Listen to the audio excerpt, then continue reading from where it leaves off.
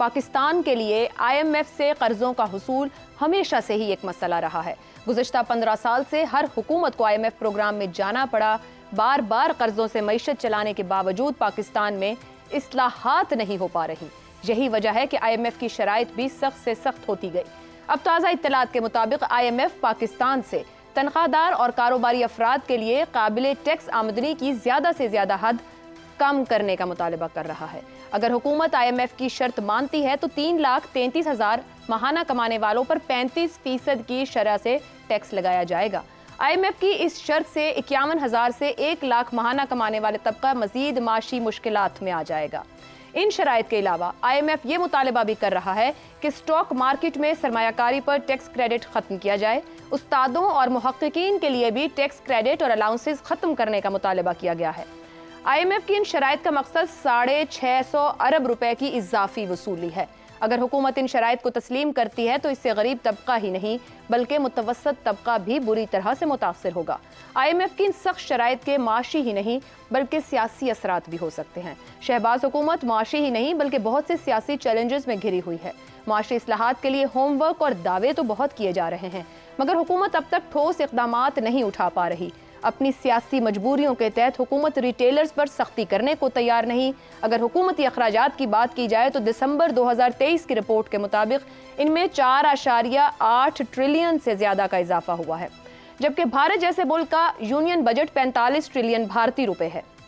इसी बजट से भारतीय हुकूमत दुनिया की सबसे बड़ी आबादी की मईशत को चला रही है और भारत के 80 करोड़ से ज्यादा अफराद को बुनियादी खुराक भी फराहम कर रही है, जबकि बांग्लादेश के 2023 और 24 में अखराजात 7,61,785 करोड़ बांग्लादेशी टका है। आज पूरी दुनिया बांग्लादेश की तरक्की को तस्लीम कर रही है। दूसरी तरफ आज ही की खबर के मुताबिक पाकिस्तान में वजीर आजम हाउस की तज़ीन व आराइश पर 16 करोड़ रुपए से ज्यादा के अखराजात किए जा रहे हैं। इस सारी सूरत हाल में बुनियादी सवाल यही है कि हुकूमत को पाकिस्तान के आम शहरी की माशी मुश्किलात का अंदाजा क्यों नहीं हो रहा। क्या इससे जाहिर नहीं हो रहा कि हुकूमत इस एलीट कल्चर को इसलिए नहीं तोड़ पा रही क्योंकि पाकिस्तान के हुक्मरानों का अपना ताल्लुक अशराफिया से ही है। इसी मौजू पर गुफ्तगू रहेगी। पैनल में हमारे साथ हैं अबसार आलम, इफ्तिखार अहमद, जैगम खान और शहजाद चौधरी। प्रोग्राम का पहला सवाल आप सभी के लिए। IMF की शर्त पाकिस्तानी हुकूमत 650 अरब की वसूली करे। एक मरतबा फिर तनख्वाहदार और कारोबारी अफराद के जेब काटने की तैयारी। हुकूमत आम शहरी की मुश्किलात का एहसास क्यों नहीं कर पा रही है। अब साहब ये IMF का एक विशेष सर्कल है। 90 की दहाई में इस कर्ज लेने को बुरी बात समझी जाती थी। खुद नून लीग फखर से कहती थी कि भीख का कटोरा तोड़ा या कशकोल को तोड़ दिया है। अब कर्ज लेना एक सियासी कामयाबी बनता जा रहा है हमारे यहाँ। और फिर वही बात जो शहजाद साहब ने की कि अशराफिया फैसला साज है, तो फिर बदलाव कैसे आएगा? क्या इसी तरीके से मामला चल पाएंगे? बदलाव देखिए बहुत बार बात कर चुके हैं कि नई बात तो है नहीं कि नीयत अगर साफ होगी तो बदलाव आ जाएगा, वरना नहीं आएगा। 90 से और कौन सी इस मुल्क में पॉलिसी बदली है जो IMF की एक कर्जा हम लेते थे उसको अब कर्जे के बजाय हमने पैकेज कहना शुरू कर दिया, ये तब्दीली आई है।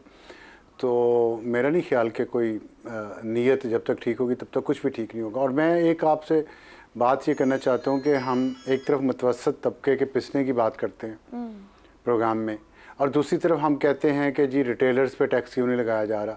देखें, हमें अपने कॉन्सेप्ट्स पहले अपने क्लियर करने चाहिए मीडिया के, तभी हम लोगों के कॉन्सेप्ट्स भी क्लियर कर सकेंगे। रिटेलर जो हैं वो भी मुतवस्सत तबके का ही हिस्सा हैं। बात ये है कि वो कहते हैं वो 60% है, 70% ऑफ द इकोनॉमी, ठीक है, मुतवस्सत तबका है ना, कोई वो बिलियनर तो नहीं है, चंद एक शायद कतई कलामी की माजरत। कॉन्सेप्ट्स क्लियर हैं, लोगों को रजिस्टर होना चाहिए। नहीं सर, क्लैरिटी कर लेना, आप कह रहे हैं कॉन्सेप्ट क्लियर, लोगों को रजिस्टर होना चाहिए। 50,000 से ऊपर कोई कुछ भी कमा रहा है उसको अपने आप को डिक्लेयर करने की जरूरत है। ये मेरा ख्याल से आपको एक तरफ लगा दिया गया। एक तरफ नहीं सर, तनख्वाहदार तबका सारा रजिस्टर है। आप ट्रक की बत्ती के पीछे लगना लग जाए, मैंने नहीं लगना भाई, आप ना लगे। लेकिन बात सिंपल है कि हर बंदे को अपने आप को सिस्टम में रजिस्टर कराना है। आप मुझ पे क्यों अपने ख्याल मुझ पे क्यों ठोसना चाह रही हैं? नहीं ठोस रही। नहीं, मैं नहीं ठोस रही। मैं नहीं समझता कि रजिस्टर होना इस वक्त इस मुल्क का सबसे बड़ा प्रॉब्लम है। ये मजाक है, ये हम सबको इस तरफ लगाए हुए और हम लगे हुए हैं। तो आप दूसरे लफ्जों में भी कह रहे हैं कि जो रजिस्टर है वो गलत कर रहे हैं, उनको नहीं एतमाद करना चाहिए, हुकूमत पे ना रजिस्टर कराना चाहिए ना टैक्स देना चाहिए। मेरी बात सुने, देखें, आपसे बड़ा मैं स्पिन डॉक्टर हो सकता हूं, आप स्पिन डॉक्टरिंग ना करें मेरे साथ। मैं नहीं कर रही हूं, डॉक्टरिंग नहीं कर रहा, मैं ये नहीं कह रहा जो आप कह रही हैं, मेरा ये मतलब नहीं है जो आप कह रही हैं कि जिन्होंने रजिस्ट्रेशन करवाई है वो गलत है। मैं ये कह रहा हूं ये इशू नहीं है, इशू टैक्स कलेक्शन है या रजिस्ट्रेशन है, दोनों। बताएं मुझे असल इशू क्या है, what is the core issue, tax collection या रजिस्ट्रेशन? बोथ बताएं ना सार साहब। कलेक्शन किस बुनियाद पर होगी? अब सार साहब कलेक्शन किस बुनियाद पर होगी? बस मैं बताता हूं, मैं 10 दफा पहले भी बता चुका हूं, लेकिन आपने मुझसे जाहिर है क्या कहूं अब मैं, बात यह है कि टैक्स कलेक्शन ऊपर से शुरू करें, अल्लाह की बंदी, टैक्स कलेक्शन ऊपर से शुरू करें।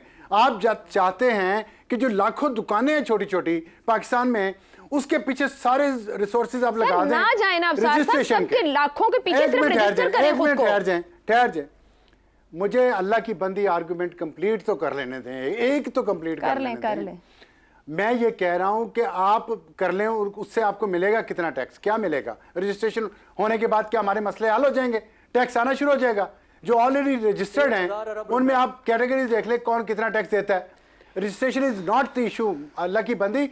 इशू ये है कि जो टैक्स चोर है असल बड़े, उनकी तरफ हम जाते हैं। मैं 10 दफा बता चुका हूं क्या जितने फॉरेन ट्रैवलर्स हैं वो टैक्स नेट में हैं, क्या जो 5 स्टार होटल्स में स्टे करते हैं वो टैक्स नेट में हैं, क्या जिनके पास बड़ी गाड़ियां हैं वो टैक्स नेट में हैं, क्या जिनके पास बड़े घर हैं वो टैक्स नेट में हैं। ये आपको जो क्लब के मेंबरान हैं जो गोल्फ खेलते हैं, बताया ना मुझे, जो गोल्फ खेलते हैं क्या वो टैक्स नेट में हैं सारे? मैं बोलूंगी तो आप फिर बोलती हो। चले जो क्रिकेट खेलते हैं, हाँ ये देखे, ये क्रिकेट का एक स्टेडियम यहाँ बना हुआ है इस्लामाबाद क्लब में। जो इस्लामाबाद की अशराफिया है ना सारी, वो वहां जाके क्रिकेट खेलती है। वो आम मिडिल क्लास लोगों के साथ क्रिकेट खेलना भी पसंद नहीं करते। सर वजीर आजम तो शाह खर्ची कम कर सकते हैं। वजीर आजम ने 1 मई को कहा शाह खर्चियां कम करेंगे, और आज वजीर आजम हाउस के लिए उन्होंने कहा कि हमें तज़ीनो आराइश दरकार है अवाम के टैक्स। 16 करोड़ रुपया 16 करोड़ तो कुछ नहीं है, रेवड़ियां हैं, जैसे मर्जी बांटे। 16 करोड़ करके एक सीएम, फिर दूसरा सीएम, फिर पीएम, फिर तीसरा सीएम, फिर चौथा सीएम करते रहे, रेवड़ियों की तरफ बांटे, आराइशों पे, गाड़ियों पे। मसला आपका पता क्या है? मसला रिफॉर्म्स है जो इस मुल्क में कर नहीं पा रही कोई भी हुकूमत। मसला ये है कि जब गोल होने लगता है आप गोल पोस्ट चेंज कर लेती हैं। बात एक्सपेंडिचर की हो रही है या टैक्स कलेक्शन की हो रही है? एक्सपेंडिचर पे आप कर लें, अलग से प्रोग्राम कर लें, बात कर लें। सारे टैक्स रिफॉर्म्स पे अगर आपको ये ढील चाहिए, छूट चाहिए, तो कोई और रास्ता निकालना पड़ेगा जहां से आप आईएमएफ को ये साबित करें कि हम फलां जगह से खर्चे बचा सकते हैं अपने हुकूमती अखराजात में। बहुत बड़ा मामला है। चलिए आप पॉइंट मुकम्मल करें, मैं आगे बढ़ूंगी। ये तो बहुत हमारी 1-to-1 बहस शुरू हो जाएगी। नहीं आप कर लें, नहीं ऐसा करें, मैं एंकरिंग कर लेता हूं, आप एनालिसिस कर लें। मैं एंकरिंग कर लेता हूं, आप एनालिसिस कर लें, आप कर लें। शहजाद साहिब, क्या यही हल है? क्या इन्हीं को रिफॉर्म्स कहा जाता है? जब दबाव आए उस अवाम की जेब में दोनों हाथों को और अंदर तक डाल के वो सब निकाल लिया जाए जो अवाम की जेब में हो? अच्छा, इसकी वजह यह है कि ये सबसे आसान रास्ता है, इजी वे आउट जिसे कहते हैं। मरे को मारे शाह मदार, ये है उसका वजह। और क्या वजह है इसकी? इसलिए कि हुकूमतें या सोच नहीं रखती या सोचना नहीं चाहती, और इसके बाद कोई इमेजिनेशन, कोई इनोवेशन, कोई प्लानिंग हो किसी तरीके से। यानी चीज़ें तो बहुत सारी हैं, खुद ही हुकूमत शिकायत करती है कि इतना पैसा यहाँ ज़ाया हो गया, इतना पैसा यहाँ ज़ाया हो गया, फलाने ने इतना खा लिया, स्मगलिंग पे इतना जाता है, गंदम में इतना चला जाता है। तो ये वो चीज़ें हैं जो कि उनको अगर चाहें तो इनको कंट्रोल कर सकते हैं। इसका ताल्लुक गवर्नेंस से है, इसका ताल्लुक इस चीज़ से है कि हमने सिर्फ IMF को जवाबदेही नहीं करनी, हमने अपने अवाम को भी जवाबदेही करनी है। इनके मास्टर्स IMF बन चुके हैं, ना कि अवाम पाकिस्तान के। ये वजह है कि अवाम, जो पाकिस्तान के अवाम है, उनकी कोई सुनवाई नहीं है, उनकी सुनी नहीं जाती, उनका ख्याल नहीं किया जाता। असल में देखिए कहाँ पे बड़े सबसे बड़े खांचे लग रहे हैं इस वक्त आपके पब्लिक सेक्टर एंटरप्राइजेस। इसके लिए प्राइवेटाइजेशन करनी पड़ती है। ये मुश्किल फैसला है, हुकूमत मुश्किल फैसले नहीं करना चाहती। अशराफिया पे टैक्स लगाना, चाहे वो 35% है चाहे 50% है। स्कैंडिनेवियन कंट्रीज में 50%, 55% के करीब टैक्स लगाया जाता है बहुत अमीर तबके के ऊपर। अच्छा, लेकिन वो बहुत मुश्किल फैसले हैं। ये कौन करेगा? इन्हीं लोगों से जिनसे आपने जो इलेक्टेबल्स हैं और जिनसे आपने वोट लेने हैं। हमारी ज़र्री आमदनी के ऊपर टैक्स लगता है? बिल्कुल भी नहीं लगता। हमारे और क्या, जैसा गाड़ियों की बात होती है, बड़ी बड़ी गाड़ियाँ, बड़े बड़े घर, इनका जिक्र हुआ बारहा हमारे प्रोग्राम के अंदर।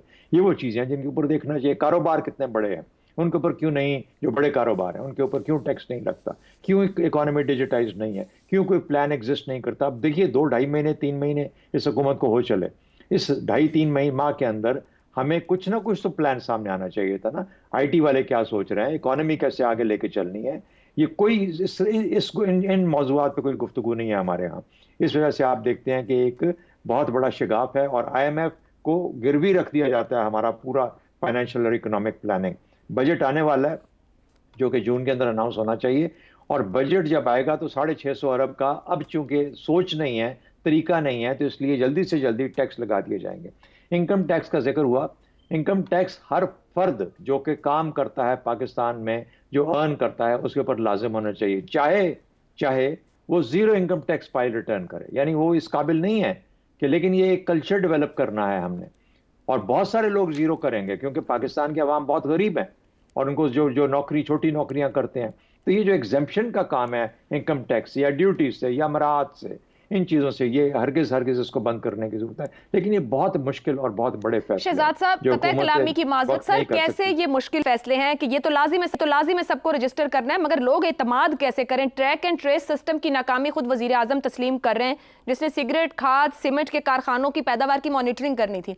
यहाँ तो टैक्स नेट में जाने वालों की मॉनिटरिंग के अंदर इतने घपले हैं, उन लोगों को बाईपास करने का मौका मिलता है, तो किधर से आगाज होगा? हम बार बार नीयत की बात कर देते हैं, इतना ही मुश्किल काम है कि आप किसी एक चीज को, किसी एक निजाम को दुरुस्त करने को ठीक तैयार नहीं यहाँ पर। या तो अगर हम ये चाह रहे हैं कि पाकिस्तान को खुदा न खास्ता मुकम्मल तौर पर तबाह कर दिया जाए, अल्लाह ना करे, और इस तरीके से अगर ऐसे चल नहीं सकता। यानी हम उस लम्हे, उस जगह पे पहुंचे हैं। ये अब इन्होंने क्या किया, अब 6 से 8 अरब का और लेंगे, 6 से 8 अरब से अगले 5 साल गुजार लेंगे। ये 6 से 8 अरब का और हमारे ऊपर बोझ आ जाएगा, इनके 5 साल गुजर जाएंगे, उसके बाद कोई इलेक्शन जब होते हैं, नई हुकूमत आएगी, उसके सर पे एक और बोझ पड़ जाएगा। जो कॉन्स्टेंट सफरर्स हैं, जिनके ऊपर मुकम्मल और मुसलसल बोझ पड़ रहा है, वो गरीब आवाम है, और वो आवाम जो मुतवस्सत तबका भी अब बिल्कुल चीख उसकी निकल चुकी है। तो मेरा अपना ख्याल ये है कि ये पाकिस्तान का तरीका नहीं हो सकता। ये पाकिस्तान के अंदर टर्मोइल होगा। पाकिस्तान का जो, मैं किस शोबे में बात करूं, जिस शोबे से आवाज आती है, जहां से बात आती है, ऐसे लगता है जैसे एक खेल हो रहा है, सियासत का खेल हो रहा है, सियासी खेल चल रहे हैं। यानी हम आपस में एक दूसरे के साथ खेल खेल रहे हैं। इस तरह मुल्क चलते हैं, ये तरीका है मुल्क चलाने का। तो मुझे तो यूं लगता है कि ये पॉलिटिकल टर्मोइल के साथ साथ अब एक असल में एक अंदर से टर्मोइल होना चाहिए या होगा, तभी जाके ये जो शराफिया है इसको मलियामेट किया जाएगा। तभी जाके कोई वो लोग, ऐसे लोग सियासत में आएंगे, ऐसी जगह पोजीशंस में आएंगे जो कि इस मुल्क का और दर्द भी रखते हैं और अवाम का दर्द भी रखते हैं। अवाम में से लोगों को आना पड़ेगा। तो ये तो जो आजकल का माहौल है, इसके अंदर तो मुझे कोई प्लान नजर ही नहीं आता, इंफ्रास्ट्रक्चर का, कनेक्टिविटी का, कोई डिजिटाइज करने का। यानी मैं क्या क्या बताऊं, इसके अंदर तो इतना कुछ करने को है, लेकिन ये मुझे किसी जगह पे कोई इनिशिएटिव नजर नहीं। दुरुस्त हो गया जी।